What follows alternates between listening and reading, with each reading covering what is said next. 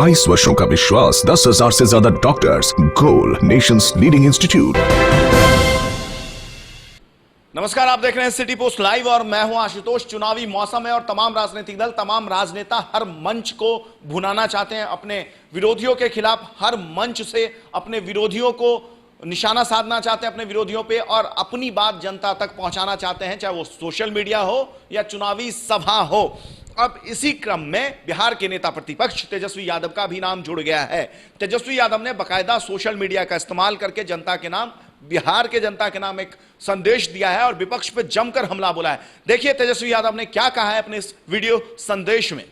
देश का चुनाव सामने है और ये चुनाव सबसे महत्वपूर्ण चुनाव है। मैं मानता हूँ अब तक के भारत में इससे ज़्यादा महत्वपूर्ण चुनाव इस देश ने नहीं देखा होगा। और ये अब आप लोगों को फैसला करना है कि आप देश को बचाइएगा, संविधान को बचाइएगा, आरक्षण को बचाइएगा, या जिन लोगों ने सिर्फ और सिर्फ आप लोगों को ठगने का काम किया है, जुमलेबाजी की है, गप्पे हाँकने का काम किया है, मुद्दों पे नहीं बल्कि नफरत फैलाने की राजनीति की है, भाईचारे को बांटने का काम किया है, उसलिए हम आप लोगों से रूबरू होने आए हैं और चाहते हैं कि जो सच्ची बातें हैं, जो मुद्दों की बातें हैं, उस पर हम लोग चर्चा करें, ना कि सिर्फ और सिर्फ मोदी जी पे चर्चा करें। ये बहुत ही महत्वपूर्ण चुनाव है। जिस हिसाब से हमने 5 साल देखा, मोदी जी 2014 में आए और इस 5 साल में सिर्फ और सिर्फ जुमलेबाजी, झूठ और नफरत के अलावा कोई भी ऐसा काम नहीं किया गया जो मोदी जी ने 2014 में आप लोगों के सामने वादा किया था। जो बीजेपी का जो मैनिफेस्टो था उसमें से एक काम बीजेपी के लोगों ने नहीं किया है।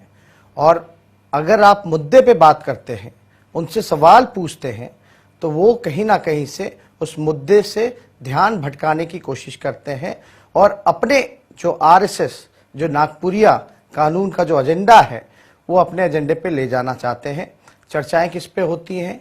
हिंदू मुसलमान, मंदिर मस्जिद और कश्मीर पाकिस्तान।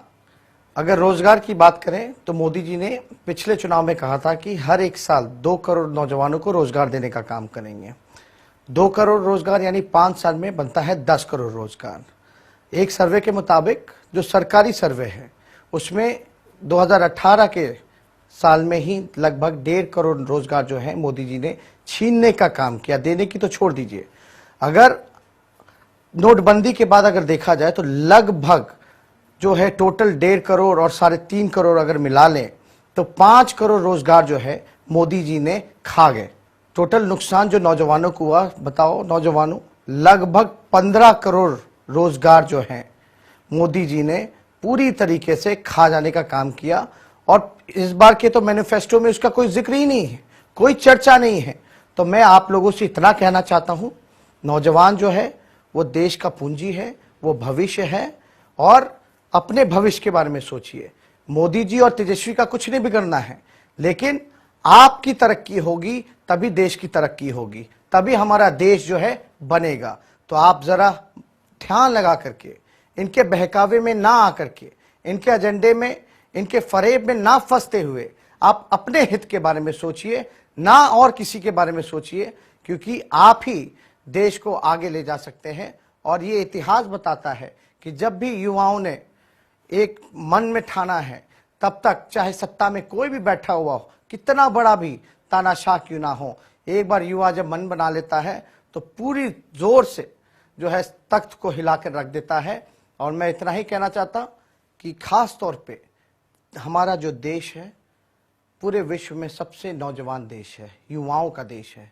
और अगर देश की बात की जाए तो बिहार अगर देखा जाए तो बिहार सबसे युवा राज्य है, प्रदेश है। लगभग 60% युवा हमारे बिहार में रहते हैं। जिस हिसाब से बेरोजगारी बढ़ी है, हम लोगों को चिंता होती है कि आगे हम लोग क्या करेंगे।